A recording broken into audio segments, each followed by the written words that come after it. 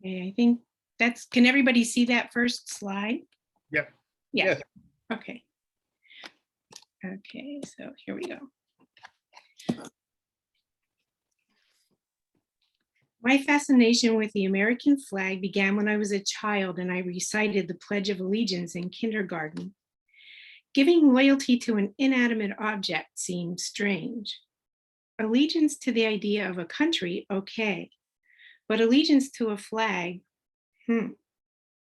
But pledged I did, and the flag became an object I have interacted with ever since, in Girl Scouts, as captain of my high school color guard, as the daughter of a US Marine Corps soldier, and during my formative teenage years when protesters with flags were featured on everyday newscasts. For and against civil rights, the Vietnam War and President Nixon, during the Iranian Revolution, and later as part of the AIDS epidemic, after 9/11, at ballparks and parades, more recently through a volatile 45th presidency, and in the continuing engagement with Black Lives Matter and facing down COVID-19. The flag remains integral to American cultural expression. Burned, waved, worn, trampled, hung out on a pole, hung upside down, framed for display. It is a bulwark for centrists and extremists, a symbol of resistance, a touchstone in the world. In the beginning, there was no flag. Two requests established the need. In 1775, during the first year of the Revolutionary War, but before independence was declared, George Washington's military secretary, Colonel John Reed, wanted American ships to be identifiable at port and at sea. An October letter sees Reed asking the military to, quote, "Please fix upon some particular color for a flag, by which our vessels may know one another," end quote. A second request compelled Congress to act. The Oneida Nation, the only Native tribe to ally with the American cause, asked that a standard flag be adopted to identify revolutionary forces as they traversed the forested countryside. Congress obliged. The continental colors or Grand Union flag shown here is considered to be the first flag representing the United Colonies. It is similar to the English East India Company flag, though the canton or field at the upper right is square instead of rectangular. It's a definite statement, an independent motif, yet not entirely hostile. It still harbors the crosses of St. George and St. Andrew from the British flag. Perhaps there was still time for reconciliation, but maybe not. The colors were first raised on the warship Alfred in the Delaware River harbor of Philadelphia in late 1775. For the next 2 years, it served both Navy and Army. This 1903 advertisement calendar recalls a bit of American history, our first Union flag, January 2nd, 1776. Before the movement to establish flag etiquette, it was not uncommon to see the flag displayed this way.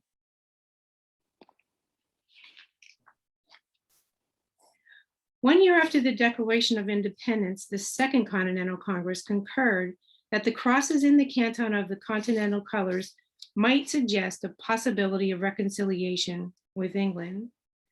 To avoid that impression, it passed a new flag resolution stating, quote, "Resolved that the flag of the 13 United States be 13 stripes, alternate red and white, that the Union be 13 stars, white in a blue field representing a new constellation," end quote. The wording of the resolution left great leeway for visual improvisation. The flags that followed were just that. Francis Hopkinson, a New Jersey signer of the Declaration of Independence, was commissioner of the Congressional Navy Board at the time of the resolution. He had been involved in the design of the Great Seal, the first official emblem of the newly formed United States, and it seems probable he would have been involved in designing the flag. The flag attributed to Hopkinson featured a blue canton in the corner with a constellation of six-pointed stars, similar to New Hampshire's Green Mountain Boys flag, but arranged symmetrically like Washington's headquarters flag. Abutting the blue canton are red and white stripes like those of New England's Sons of Liberty's flag. In 1780, Hopkinson billed Continental Congress in part for his work in designing the flag. Congress initially agreed the charge was reasonable, but delayed payment, and eventually refused to compensate Hopkinson on the grounds that he was already a paid public servant, and he had not been the only one to work on the project. Where does that leave Betsy? Folklore and legend attributed the creation of the first American flag to Betsy Ross. Elizabeth Griscom Ross, known as Betsy, was a colonial era tradeswoman, expert in upholstery and stitchery. In addition to working on furniture, upholsterers like Betsy earned income by making bedding, curtains, tablecloths, and rugs, among other things.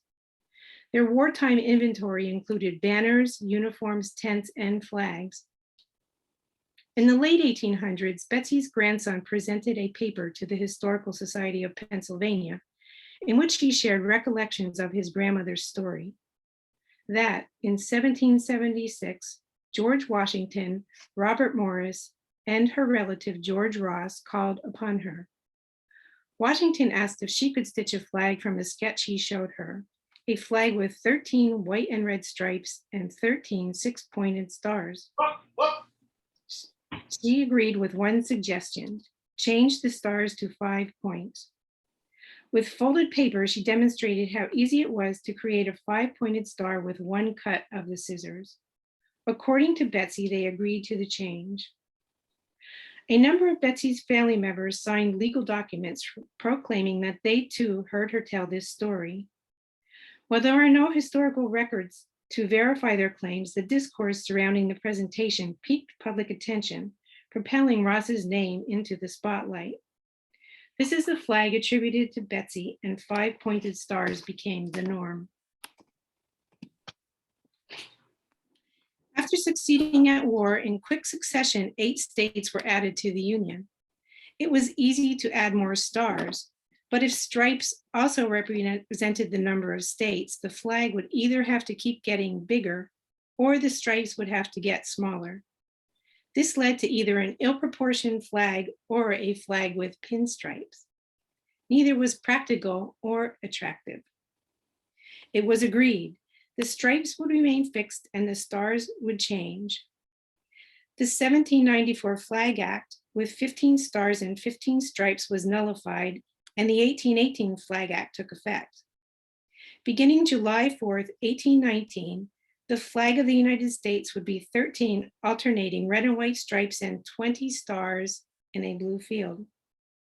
Upon admission of each new state to the Union, 1 star per state would be added to the blue field on the upcoming 4th of July. This became the protocol. The constellations became inventive. Imagine the flag of your country changing like this.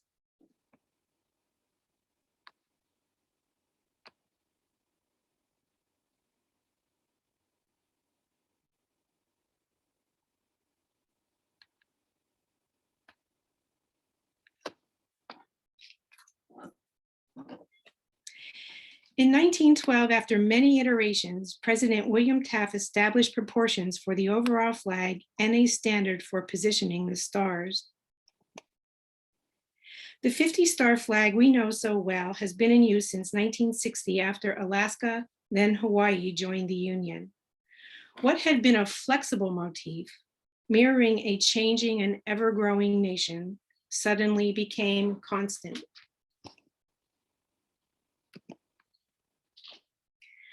From its inception until the late 1800s, the flag was military domain. Then things changed. The Civil War ushered in what historians coined the cult of the flag. Families sending loved ones to battle embraced the flag on a personal level. Soldiers left home bearing the stars and stripes. Many returned in flag-draped coffins. The war ended, the flag cult continued. One decade later, America commemorated its centennial anniversary. The United States celebrated in high style, and it was Philadelphia that hosted the 1876 Centennial World's Fair. Elsewhere in the country, businesses, churches, schools, and main streets adorned themselves in flag finery. Merchandisers took note.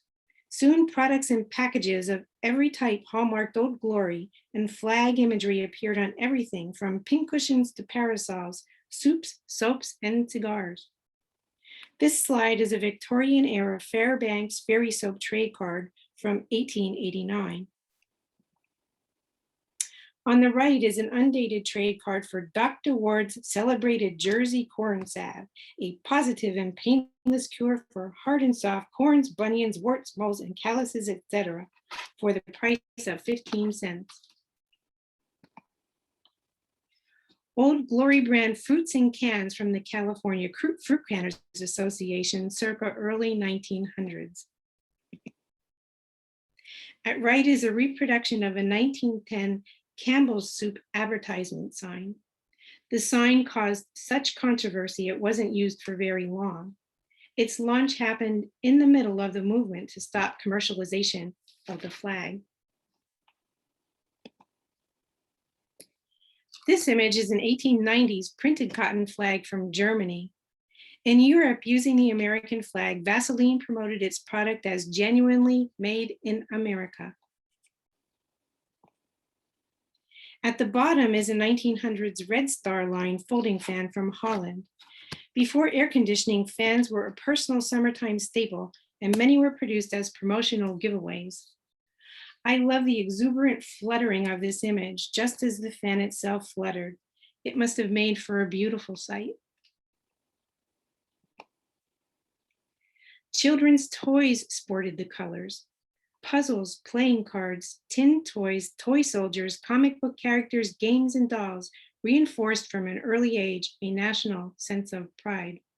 They still do today. Here is a 1930s handmade learning puzzle from the USA.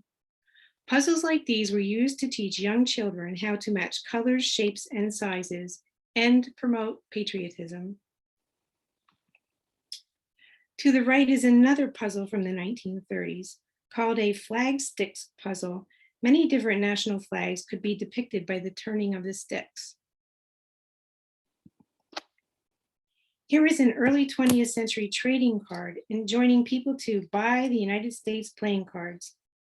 Notice the enormous liberty taken here, writing all over the stripes and a very inventive constellation of stars, not even the right number for the time period. Dolls were ubiquitous for one half of the American population. Some were playthings, some were not. Here is a Patriot bed doll circa 1920 made of ceramic, hair, silk, and canvas, and embellished with fine brass buttons. This Lady Liberty was meant only for display, not for play. Another for display only doll is this circa 1990s limited Statue of Liberty Barbie from Mattel. For display and play is a 1920s cardboard paper doll in her delicately laced uniform on the left, holding a rose bouquet in one hand and a flag in the other, and in her military parade dress on the right with spangled stars and fancy buttons. Superheroes were no exception. Captain America, aka Steve Rogers from New York City, sports a uniform much like our paper doll on the previous slide. He was born in 1918 on the 4th of July.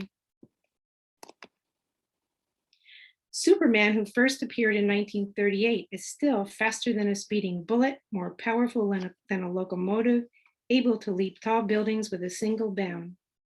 This man of steel fights a never-ending battle for truth, justice, and the American way, even though he is an immigrant from the doomed planet Krypton.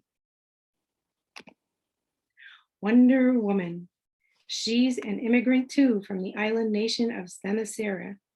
Her creators were inspired by early feminists, especially Margaret Sanger. Created during World War II, She initially fought the Axis military forces and assorted supervillains. Here, Linda Carter stars as TV's Wonder Woman circa 1976. Without guidelines, flags and flag ornamentation became flights of fancy. Folk artists went wild, crafting inventive carving, stitchery, paintings, and more. A crazy quilt from 1896 is made of wool, velvet, and cotton, and bound by ornate stitching. Popularized in the Victorian era, these lively textile mosaics were women's personal expressions of family history, stories, and patriotism. Termed the McKinley quilt, like many others from 1901, this bed cover was made as a memorial to the president who was assassinated that year. Stitched into a formal arrangement with patriotic bunting or actual American flags. The flags used as a border are positioned backwards, adding visual discomfort to our eye.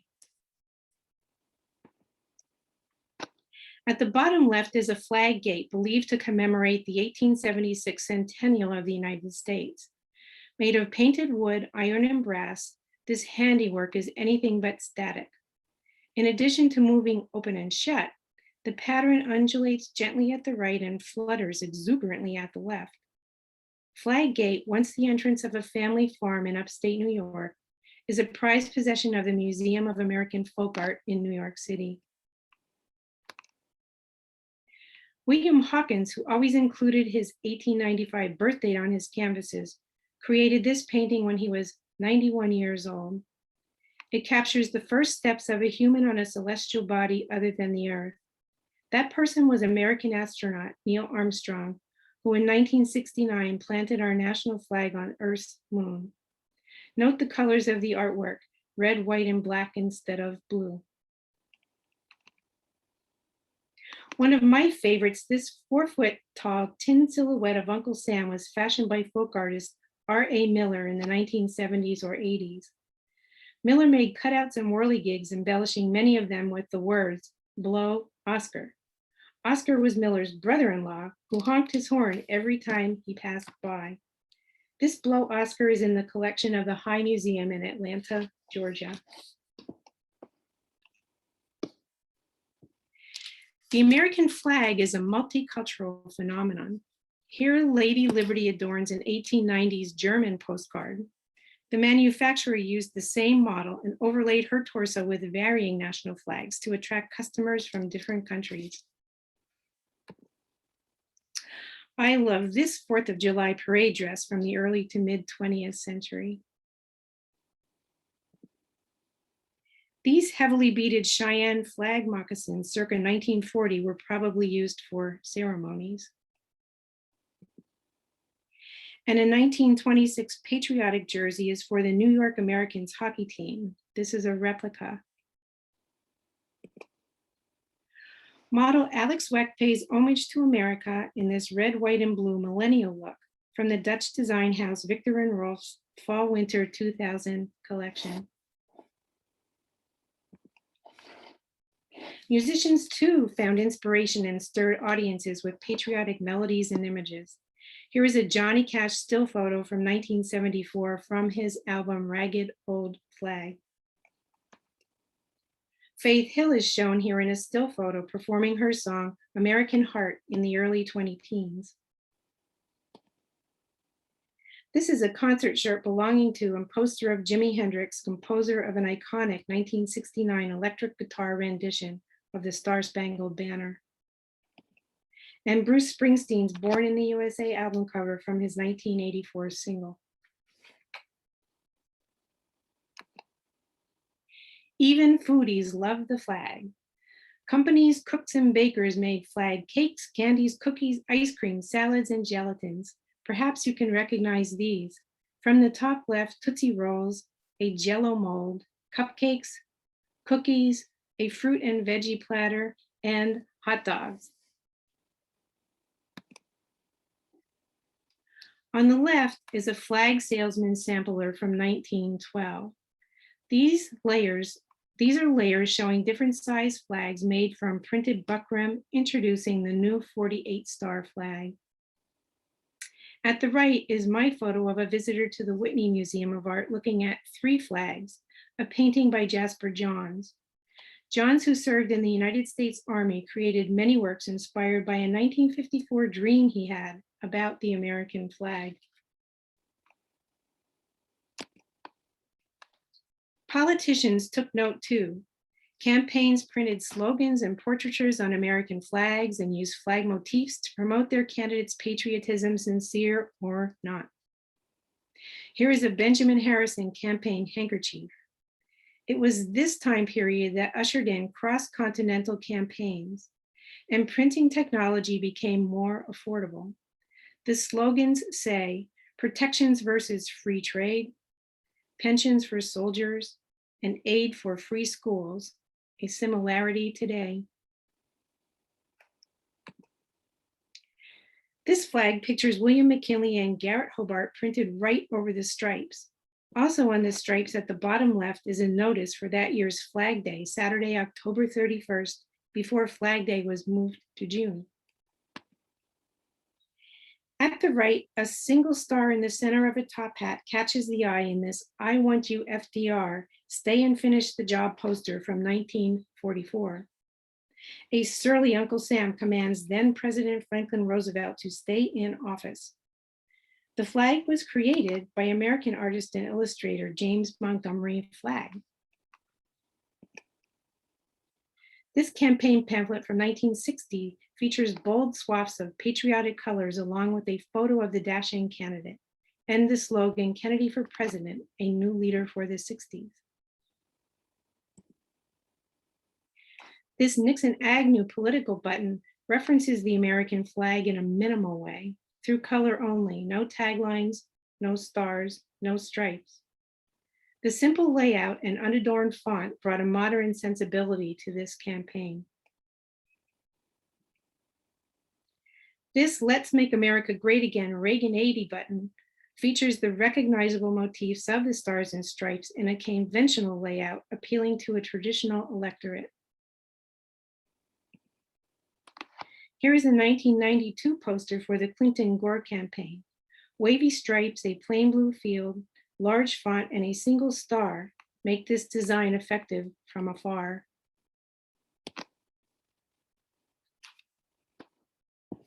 From the far right to the far left and varying degrees in between, the American flag has been an instrument for patriotic sentiment and the idea of true Americanism.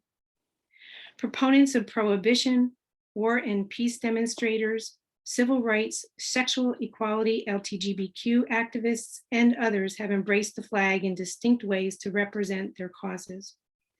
Here is a prohibition flag postcard circa 1915, proclaiming "a stainless flag over a saloonless nation." With the Prohibition Party rooted in Protestant evangelism, the Canton of the Stars takes the shape of a cross, using Christian symbolism to support its cause. British artist Gerard Holtham invented the peace symbol, a circle with the semaphore symbols for the letters N and D for nuclear disarmament. In this 1970s United States peace flag, Vietnam War protesters wielded the peace sign in place of the starry constellation. The flag remains identifiable as American, even when its components were replaced. This 1990s Bush AIDS flag sticker was issued by ACT UP, an AIDS group protesting the lack of research funding during the George H.W. Bush administration. Crossbones and skulls replaced the stars. At the bottom left is a photograph of an Occupy Wall Street protester with a flag. A message was spray painted across the stripes, and again the stars were altered, this time with corporate logos, to voice opinion that America had sold out its public interest to corporations. The concept of 99% and 1% wealth inequality originated here. Diversity is power. In this gender diversity flag, the stripes are rainbow colored, representing the Rainbow Coalition, whose supporters seek equality under the law, regardless of sexual orientation. San Francisco artist Gilbert Baker devised the original version in the 1970s, which has been modified through the years. This protest poster is from a demonstration held a few years ago, and the same sentiments hold true this very day. Imposed on a flag poster are the slogans, "Love is love," "Black Lives Matter," "Immigrants make America," and "Women's rights are human rights."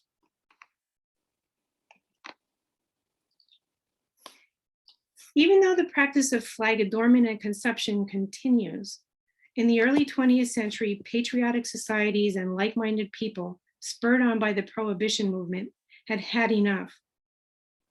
At national, state, and local levels, they pushed for flag codes of etiquette and strict design standards. In 1923, on Flag Day, a national flag code was drafted under the auspices of the American Legion, with input from approximately 70 organizations.